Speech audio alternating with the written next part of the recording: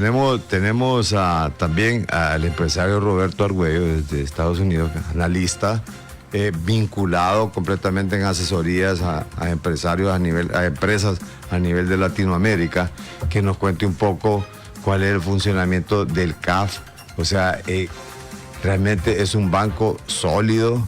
Pudiera tener algunas repercusiones el hecho de que no fue aprobado en el Congreso Nacional. Claro, esto es un tema ya doméstico que ocurrió aquí en nuestro país, pero más que todo que me hable de la solidez de este banco y la seriedad que tiene este banco, y que nos podemos haber estado perdiendo con el hecho de no haber aprobado estos préstamos o la inserción al convertirse también como una especie de socio para el banco, de acuerdo a lo que han explicado la cantidad de diputados y gente que se reunió con personeros del banco.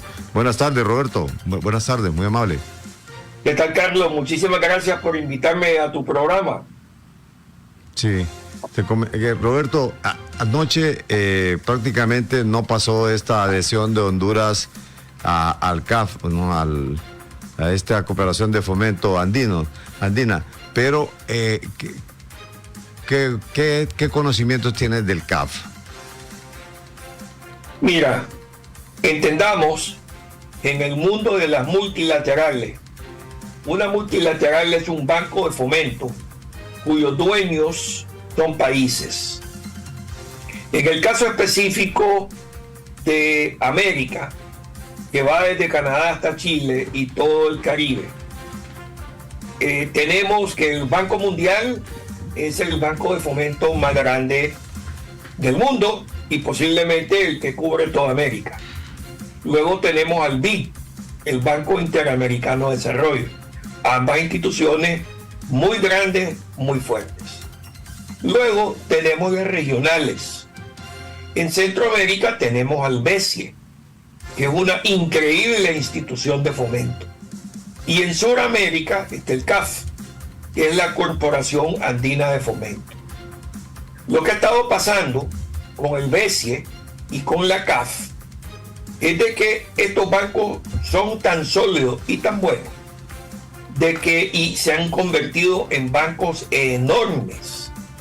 Por ejemplo, la CAF es un banco de 50 billones de dólares de activos, casi 14 mil millones de dólares de capital, ¿verdad? La CAF creo que tiene más capital que todos los bancos de Honduras juntos. La CAF tiene alrededor de 25 dueños, incluyendo todos los países de Sudamérica, España, Portugal y ahora Costa Rica y Panamá. Entonces hagamos un pequeño análisis de lo que hace la CAF. La CAF, como multilateral, financia proyectos de gobierno de la misma forma como lo hace el Banco Mundial, el BID, el BESIE, pero también financia al sector privado. Los sectores privados de nuestros países tienen muchas necesidades, como los gobiernos. Entonces lo que ha pasado es que el BESIE ha crecido y no sé si se recuerdan que el BESIE eran los 5 países centroamericanos. Costa Rica, Nicaragua, Honduras, El Salvador y Guatemala. Luego abarcó República Dominicana y luego Taiwán, hasta Taiwán creo que entró. Por eso. Sí. O sea, el BESIE ahora tiene de socio a México, ¿verdad? Sí. Tiene de socio a Taiwán. Entonces veamos lo que y por qué hacen eso. Y la CAF ya entró a Panamá y entró a Costa Rica, entró a El Salvador, ¿verdad? ¿Por qué hacen eso los bancos multilaterales?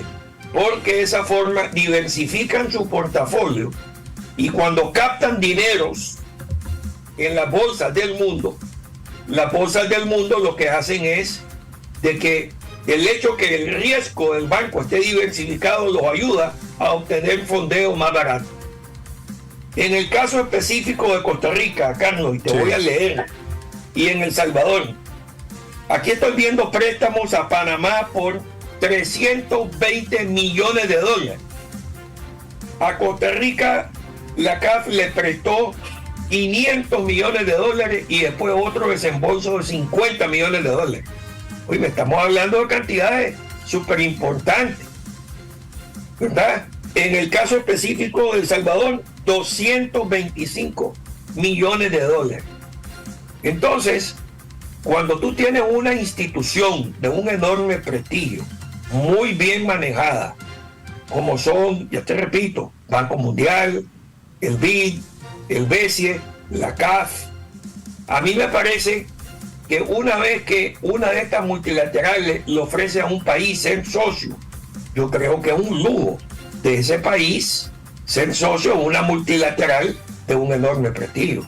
Yo no veo absolutamente nada. Ahora, hay temas políticos en Honduras, se está jugando un tema político, eso yo lo entiendo. Pero el hecho de que la CAF no pueda hacer negocio en Honduras, los únicos perjudicados es el pueblo de Honduras.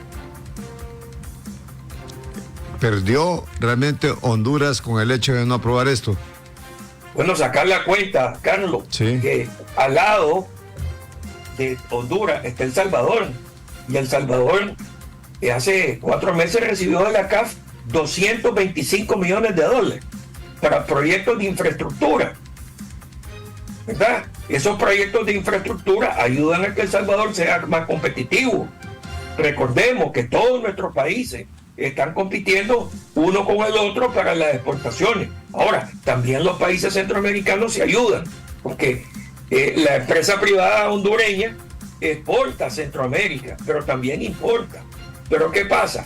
Para poder crear más riqueza en nuestros países, los países tienen que fomentar la exportación. Para fomentar la exportación se necesita tener mejor infraestructura, no solamente de carretera, se necesitan hospitales, ¿verdad? Se necesitan escuelas, y todo eso requiere una inversión muy fuerte, y eso es el vacío que llena una multilateral como es la CAF. Ahora, ¿qué implicaciones, qué tan serio es el banco también y qué implicaciones pueda tener de que se vaya a nivel del Ejecutivo una firma y que el banco quiera aceptar esa firma o esas condiciones directamente con el Poder Ejecutivo cuando hay un antecedente que prácticamente no favorece, debido a la votación que se dio, que fue puramente política, que no favoreció a dicha adhesión? ¿El banco estará en las mismas condiciones de aceptar ese tipo de situaciones que pueden generar algún conflicto jurídico el día de mañana, don Roberto? Es que mira, lo que pasa es que dentro de estas multilaterales, las multilaterales operan así. Me imagino yo que alguien del gobierno X se le acerca a la multilateral y le dice: nosotros queremos ser parte del banco. Sí. El banco manda entonces una delegación. Sí. Luego el banco explica cuáles son sus condiciones, que son transparentes dentro de la organización, ¿verdad? Eso está transparente en el banco. Pero luego le toca al Congreso Nacional aceptar esas condiciones.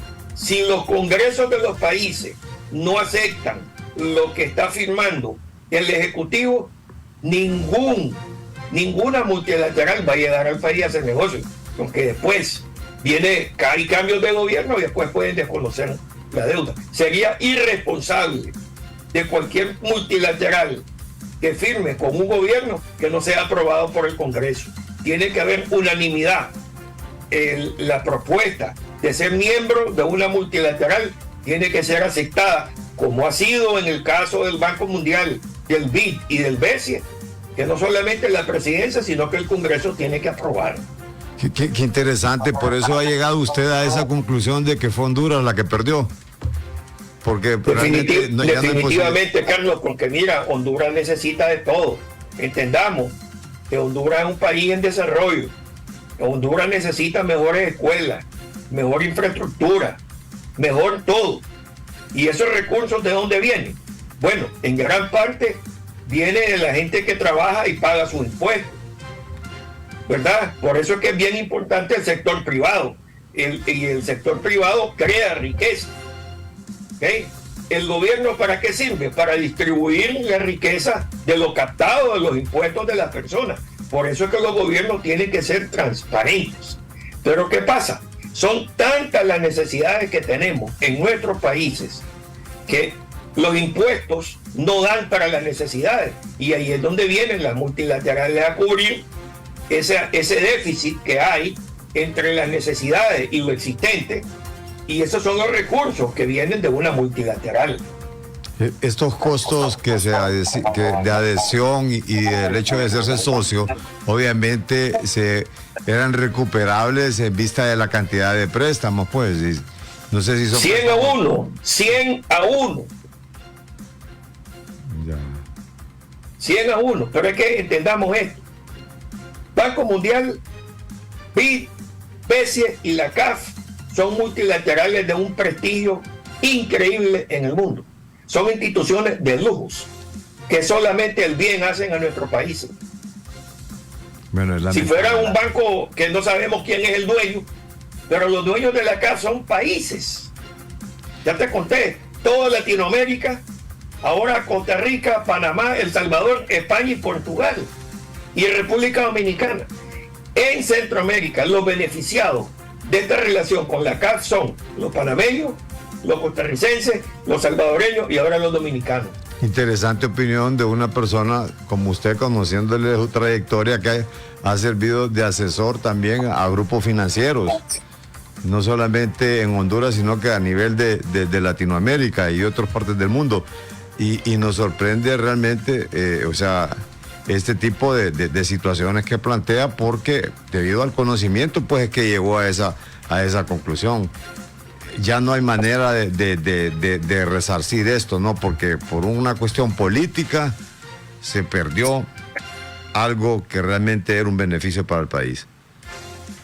Bueno, pero cuidado, se pueda recuperar, ¿verdad? Porque si de verdad la presidencia se pone de acuerdo con el Congreso Nacional, yo creo que la CAF aceptaría a Honduras como socio. A la CAF le conviene tener a Honduras como socio. ¿Cómo no?